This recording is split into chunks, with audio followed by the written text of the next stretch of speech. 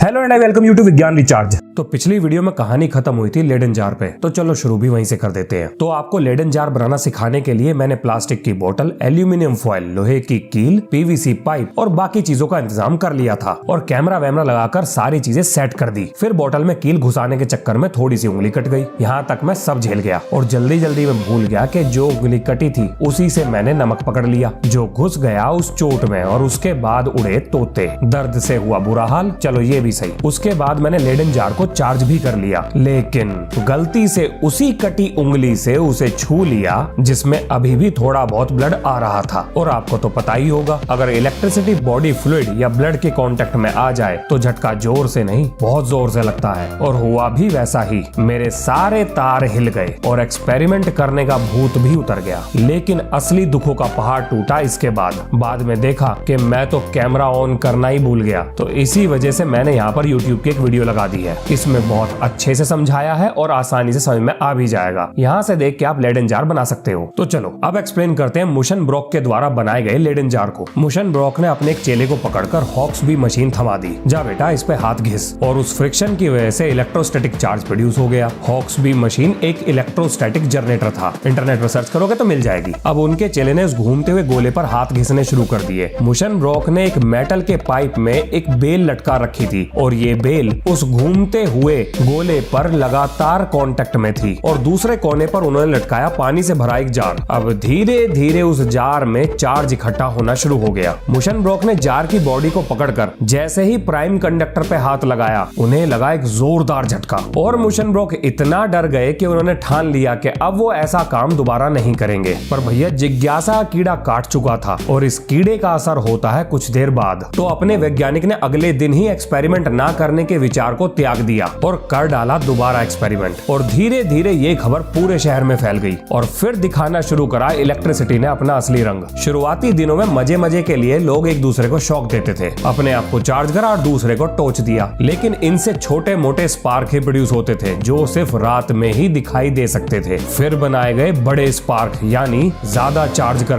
और इलेक्ट्रिसिटी से shock produce करना उस टाइम फैशन में आ गया। फिर लोगों को पता लगा कि अगर दो लोग हाथ पकड़े और फिर उसके बाद चार्ज की हुई बॉडी को टच करें तो दोनों को झटका लगेगा। ये चीज उस समय इतनी फैशन में आ चुकी थी कि चर्च के जो फादर थे उन्होंने अपने जूनियर्स को लाइन में लगाकर इकट्ठा शॉक दे दिया। उड़ती उड़ती खबर राजा के कानों तक भी पहुंच गई। अब भैया खुरापाती तो हर आदमी होता है, तो राजा कैसे बचता? उसने अपने सारे गार्ड्स को इकट्ठा लाइन में खड़ा करके शॉक दे दिया। अब गार्ड भी क्या करें, राजा को कुछ कह थोड़ी सकते हैं। बस सबसे मजे की बात तो ये थी कि उस टाइम डॉक्टर्स ने भी इसको पकड़ लिया। उन्हें लगा ये बढ़िया है भाई, बिजली के झटके दो और सारी बीमारी का इलाज यहीं से हो जाएगा। उनका हिसाब किताब कुछ ऐसा था, तेरे को बुखार है ले झटका, तेरे लूज मोशन नहीं रुक रहे ले तू भी ले झटका। आज के समय कोई ऐसी हरकत कर देना तो इतनी कनपट्टी लाल होगी कि उसके बाद दुनिया लाल सिंह ही कहेगी। और इसके बाद एंट्री होती है फ्रैंकलिन चचा की। भाई साहब, इन्होंने जो सत्यानाश मचाया है इलेक्ट्रिसिटी की दुनिया में, इतनी हिम्मत और कोई न कर पाया। इनकी कारस्तानियों के राज भी खोलेंगे।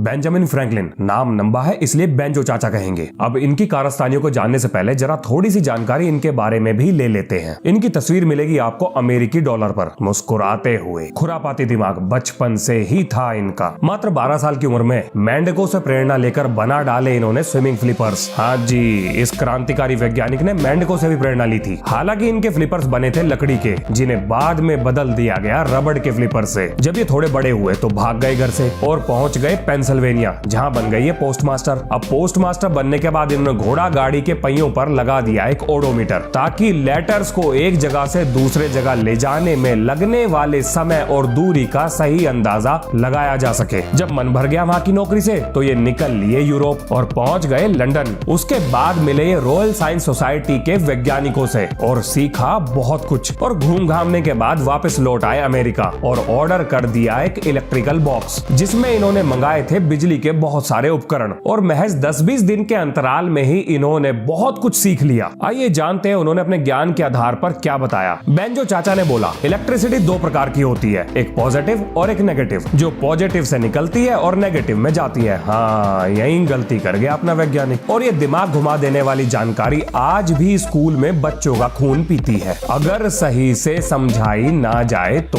जानेंगे इसके बारे में थोड़ा बाद में। उन्होंने ये भी बोला, किसी चीज में से एक तरह तरह के चार्ज निकाल देने पर दूसरी तरह के चार्ज वहां पर अपने आप ही आ जाएंगे, जिसे हम आज के समय चार्ज बाई इंडक्शन बोलते हैं। और इसका उल्टा करना भी सही होगा, यानी किसी चीज को एक तरह के चार्ज देने पर उसको उसकी न्यूट्रल अवस्था से बाहर निकाला जा सकता है। और अपनी बात को साबित करने के लिए उन्होंने इस्तेमाल किया लेडेन जार का और कर डाला इलेक्ट्रिसिटी के इतिहास का सबसे खतरनाक एक्सपेरिमेंट। और ये एक्सपेरिमेंट इतना खतरनाक था कि उनके अलावा जिस दूसरे व्यक्ति ने ये एक्सपेरिमेंट किया, यानी रशियन वैज्ञानिक, वो जिंदा नहीं बचा था। बेंजो चाचा रहे थे लकी, इसलिए बच गए। अपना एक्सपेरिमेंट खत्म करते ही इन्होंने तुरंत उससे निकले ऑब्जर्वेशन के आधार पर एक नया आविष्कार कर दिया और जन्म हुआ लाइटनिंग कंडक्टर्स का। आपने बेंजो चाचा के काइट वाले एक्सपेरिमेंट के बारे में तो जरूर सुना होगा, लेकिन उस एक्सपेरिमेंट से जुड़ी एक खास बात यह भी है कि उसमें प्रयोग किया गया था लेडेन जार का। हाँ जी, बेंजो चाचा ने रेशम के धागे पर चाबी लटका के पतंग उड़ा दी और क्योंकि बारिश पड़ रही थी तो धागा हो गया गीला और चाबी पे आ गिरी बिजली, जिसका एक सिरा बंधा हुआ था लेडेन जार से। बिजली गिरने के बाद जब बेंजो चाचा ने धागे को खींचा और चाबी के पास हाथ लेके गए तो उन्हें लगा एक जबरदस्त झटका और वो समझ गए कि बिजली गिरी चाबी पर, चार्ज हुआ लेडेन जार में इकट्ठा। और जब उन्होंने चाबी को छुआ तो लेडेन जार से वो चार्ज वापस गया उस चाबी पर और उस चाबी से गया उनके शरीर के अंदर। अब यहाँ से आया उनके दिमाग में एक आइडिया कि अगर आसमान से गिरती हुई बिजली को जाने का एक रास्ता दे दिया जाए तो उससे होने वाले नुकसान से बचा जा सकता है। और दुनिया के सामने पैदा हो गए लाइटनिंग कंडक्टर्स, जिन्हें उस समय नाम दिया गया फ्रैंकलिन कंडक्टर्स का। अब उसके बाद की राजनीतिक कहानी में मैं नहीं जाऊंगा, अपन चलेंगे सीधा विज्ञान के रास्ते पर। बेंजो चाचा ने यह भी बोला कि इलेक्ट्रिसिटी पॉजिटिव से नेगेटिव की तरफ फ्लो करेगी, लेकिन जब इलेक्ट्रॉन की डिस्कवरी हुई तो हमें पता चला कि फ्लो करने का काम इलेक्ट्रॉन्स करते हैं। और जैसे ये खबर मार्केट में फैली, सारे वैज्ञानिकों का दिल ही बैठ गया। भाई साहब, इलेक्ट्रॉन की डिस्कवरी से पहले सब यही जानते थे कि इलेक्ट्रिसिटी पॉजिटिव से नेगेटिव की तरफ फ्लो करती है और यही चीज पढ़ाई जाती थी सारे स्कूल्स और कॉलेजेस में और इसी चीज के ऊपर छप चुकी थी हजारों लाखों किताबें। अब अचानक से सारी चीजों को बदलना, यानी सबको पकड़ पकड़ कर ये बताना कि भैया जो तुम पढ़ के आए हो वो है गलत, ये बहुत ही मुश्किल काम था। फिर वैज्ञानिकों ने सोचा कि इलेक्ट्रिसिटी फ्लो के डायरेक्शन से कैलकुलेशन पे तो कोई फर्क पड़ता ही नहीं है, तो काय को इतनी टेंशन लेनी। और उन्होंने एक नया शब्द किताबों में जोड़ दिया, डायरेक्शन ऑफ कन्वेंशनल करंट, और ये बोला कि भैया इलेक्ट्रिसिटी तो फ्लो करेगी पॉजिटिव से नेगेटिव की तरफ, लेकिन चार्जेस चलेंगे नेगेटिव से पॉजिटिव की तरफ। और यही है वो कारण जिसकी वजह से डायरेक्शन ऑफ इलेक्ट्रिसिटी चार्जेस की मूवमेंट के अपोजिट होता है। अगर अपने बेंजो चाचा सही बता देते या तुक्के से इसको पलट देते तो आज हमारी किताबों में ये लिखा होता कि चार्जेस भी नेगेटिव से पॉजिटिव की तरफ फ्लो करते हैं और इलेक्ट्रिसिटी भी नेगेटिव से पॉजिटिव की तरफ जाएगी। पर जो हो गया सो हो गया। अब स्कूल में ये बात समझ में आ गई तो ठीक, और अगर नहीं आई